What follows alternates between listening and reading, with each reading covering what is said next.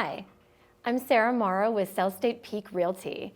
We Coloradans live in a semi-desert that happens to have a lot of topography, so it's rife with ditches. And since water is such a hot commodity here, superintendents of ditch companies help us manage use of water.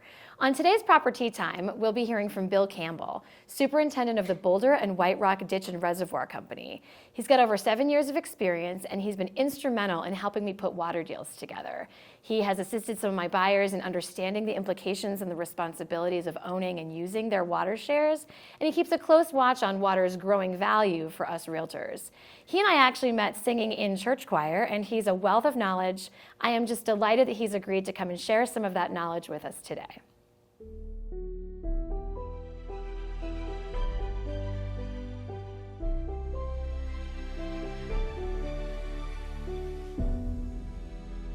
Hi, Bill.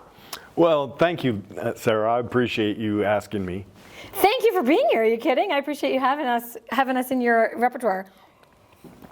So why don't you tell us a little bit about your role in the water world here in Longmont?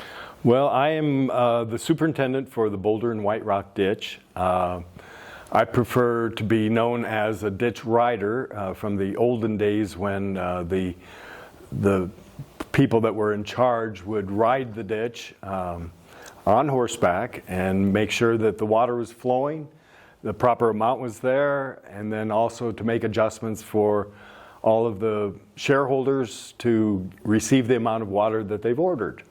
Oh, cool. Pretty simple. I never knew that about riding, like an actual horseback rider. Now it's a car. I love it. So why do ditch companies exist, and why are there so many of them here in Longmont? Well, if you think about it in terms of how would you get water to any location, it's a meandering of the main creek, and then it only goes downhill. So the water has to come off of the creek at one point, and then because it's always going downhill, if your place is far away, it still needs to go downhill in order to get there. And so therefore, maybe one ditch that goes along the topography of the land will get to your place, or maybe if you go from a different ditch, it would be a little bit easier or more convenient to get to that location. So topography is the main course of why there are so many number of irrigation companies. Gotcha. So you're kind of working with Mother Nature to fulfill these orders from shareholders most of the time. Very much, all the time. In fact, there's only a certain amount of water at any given time throughout the year.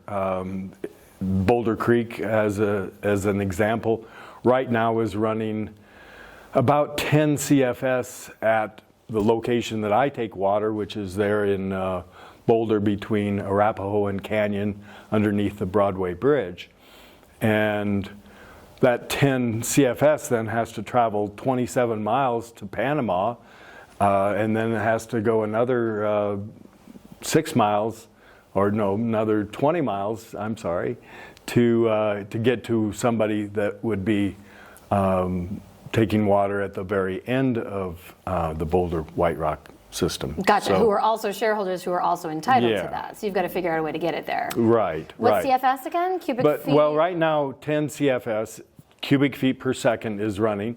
But during the high area, Boulder Creek will run 300 CFS. Gotcha. And so you see there's limitations, and everything goes on a seniority basis. I'm junior to some ditches, I'm senior to other ditches. So you say I'm being your property? I'm being, no, the Boulder White Rock representative. Okay. The property that I live on is also a shareholder.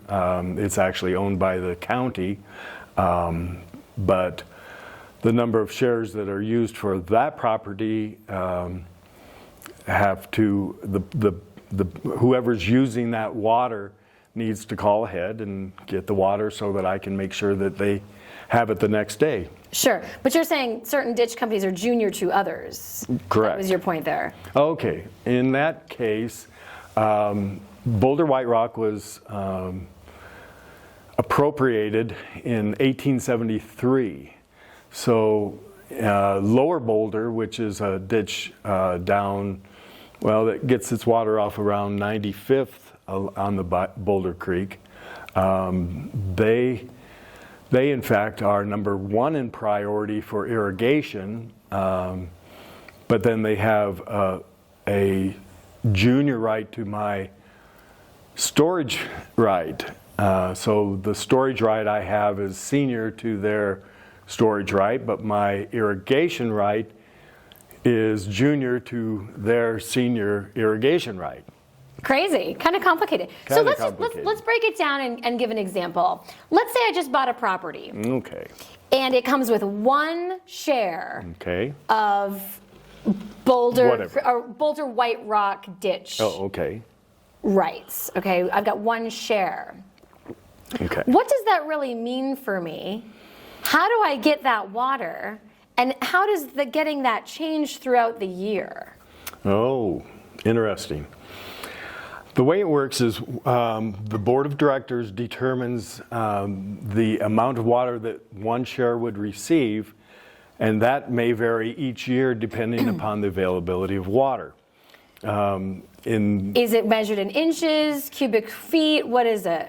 And yeah, inches and cubic feet are the common ways. Okay. 1 cubic foot is equal to 40 inches of water.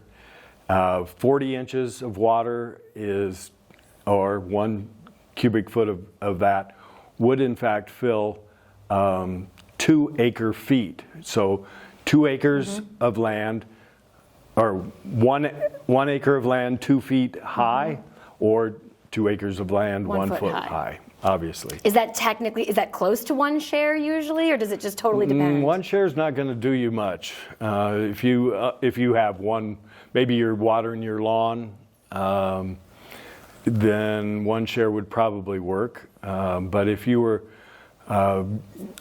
farming on, let's say, 160 acres, you'd probably want 100 shares of Boulder White Rock. Now, the difference with your ditches is each one is appropriated by the number of shareholders they have and the right that they originally got from when they filed in courts. Sure. So my 1873 right allows for a lot of water. A lot of water runs then in the beginning.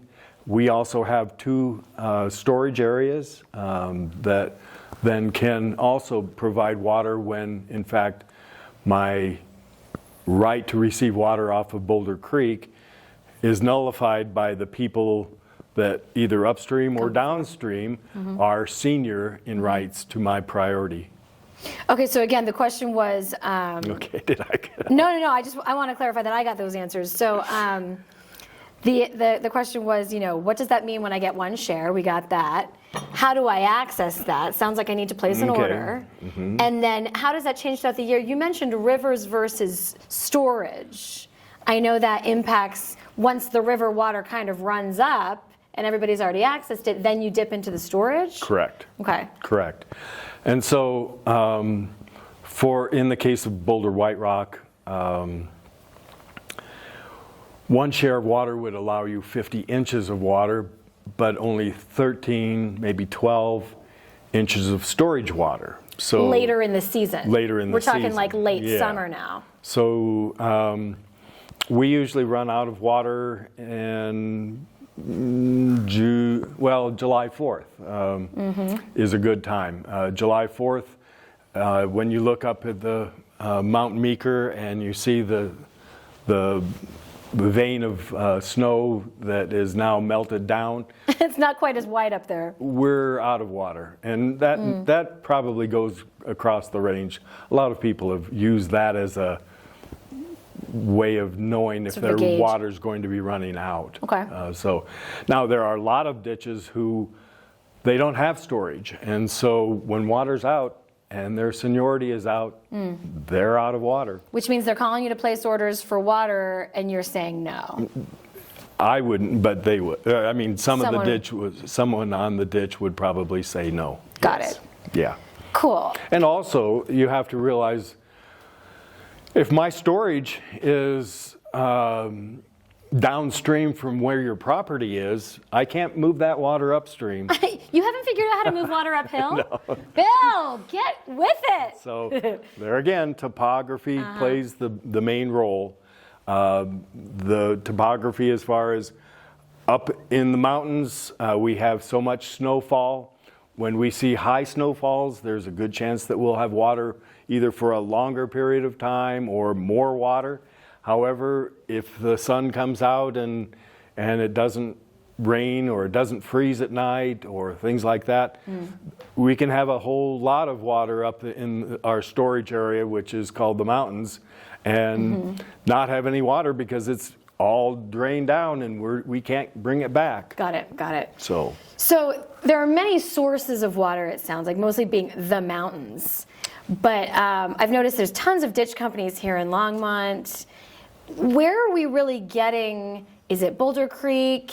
Is it St. Vrain? Yes. Break it down for me. I know there are districts. Natural rivers, or we call them creeks in most cases.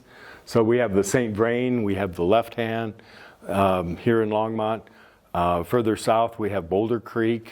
Further north, they have the Big Thompson, which is a very, very large source. And then, of course, you go out east and they've got Platte, St. Vrain, all of those. They're all the natural flow. And then from that, a ditch company would build a head gate. I see. That then would allow water to go down their ditch, which they have made. I see. And then they would, in fact, take at your location, a ditch rider would open the head gate and allow you to get a certain amount of water. Got it. It's not just, well, I want water today and away we go. So your job really is, in fulfilling these orders, you're opening head gates, you're literally going to people's properties and allowing them the ditch access. And I'm a director on, the oligarchy and the panic laterals, so it's cleaning and it's making sure that there's clear, trash isn't in the ditch. And what else do you do day to day? Well, and the head gates leak, they get old. The culverts that are associated with those get old. They need to be maintained. Mostly it's trees that seem to be our biggest nemesis, so to speak. Gotcha. So you're a farm. You work with the farmers, but then also and you clear the trees. But then there's also erosion, because if you're sending water and it's making a curve, and the curve has a weakened soil area, then that's going to erode. And there's strict laws that the size of the ditch cannot change. And once you start eroding, then you're changing the size of the ditch. And so you have to then fill that, or build a wall, or put riprap in, or whatever it is. So you're a problem solver and you have to work with Mother Nature every day. A lot of things. Well, one last, if you can this has been so informative and I so appreciate it. What are just a couple other small tips that you would tell a buyer, or even a seller for that matter, who's purchasing a property on a farm, or who's inheriting a property that's got ditch rights or these water shares attached to them? By the way, I just want to throw in, can you confirm that it's true that just because I'm buying a property with shares, I can always buy shares separate from a property and property separate from shares, right? Those aren't always attached? Only when they're available, okay? Well, and also you can buy extra water in some ditches from northern. Most people are aware of Northern Water. They sell what is called Colorado Big Thompson, or CBT water. Sure. The Boulder White Rock has an inlet from the Big T.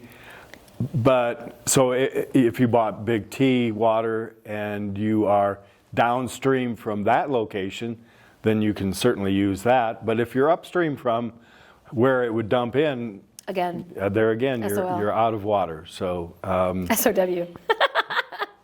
Okay. But something you mentioned something, however. Yeah, sorry, what was I asked that two all things. about? I wanted to make And I kind sure- of got off. I'm sorry. I wanted to make sure that water share purchases weren't always attached to property share purchases. Well, and we're seeing more and more where the property is sold and the water is then taken and sold for a different price. A good example is we talked about CBT. My father-in-law, when CBT first came out, was almost given water from Northern. They wanted him to just have the shares and then just pay for the water. So it was virtually small amount. Well, now 1 share of water is equal to, allows you 1 acre-foot of water appropriated by Northern to a certain percentage, such as like 70% was the last appropriation. So 70% of 1 acre-foot of water. And like I said, my father-in-law at one time could get it for practically nothing. And the last time I checked, it was selling for about $60,000. The 1 share. For 1 share. That's even higher than the last time I checked as well. So appreciation and inflation is a real thing. So, and then also you get, like a lot of the cities in the area, they'll look at a property and they'll say, oh, yeah, we'll buy that and we'll get all of the rights. And then what happens is they'll take that water share away and you're left with dry land. There's a lot of it up in the Greeley area, a little east of Greeley, that cheap land because you can't grow anything on it. Right. So it doesn't have to. However, you cannot buy a share of water in our ditch and most ditches and use that ditch's water if it's not historically been used for that. So you can't take it upstream, or uphill. Right. You can't pump it uphill because it has to flow in what historically has been. However, because it's in a region of the Northern water, they in fact could sell you CBT. To kind of offset that detachment. So we would then have just a carrying fee for that. So makes sense. Thank God for it's Northern complicated. Water. It's complicated. But they're a great source, like literally and figuratively speaking, of information and water. Well, and with properties, it's not only do I have water or do I not have water. If you live along a ditch, I may have to go through your property in order to maintain the water. It's called a prescriptive easement. And nobody, so you can't put up a fence and lock it and say, oh, Bill, you can't. I have to. You've got a right. I have a prescriptive easement, which is a right to maintain the ditch. Great. So to answer that first question before our tangent, if I'm a buyer and I'm looking at a property with water shares, I not only need to be mindful of prescriptive easements as well as the amount of the water, not only that share is worth now, which is growing, but also what that entitles me to, and that it can't be detached. When the water's available. You don't want to be growing organics on a farm that doesn't get water after August. Right, so that, so when it's out, it's out. And irrigation season really is what, like April to... March, end of March, 1st of April to end of September, 1st of if you're lucky. October, if they have storage. If it snowed a lot, basically. Or they have senior rights. Because there are some ditches that went off in the first part of September because they were dry. Junior rights. Not enough water. Gotcha. And then the last thing I know to do, or at least tell my clients, is, are you accessible? Can my buyers just call the writer? Should they be having conversations with you? Should they get to know their ditch company? Probably better. If you're going to buy a property, you better know the ditch writer. And that is all public information. We have to deal with the government entity called a water commissioner, and they are in different districts. I'm in District 6, you're in District 5. You have a different water commissioner than I do. Okay. But the water commissioner would know who the ditch riders are and give you access to them. Gotcha. So he's giving you access and you're giving us access, basically. Right. You got the boss man too. Yeah. Bill, you've been a joy to speak with. Thank you so much for your time. Well, thank you. You're welcome. That's the proper Good tea. luck. Thanks. The proper tea? Oh. The proper tea.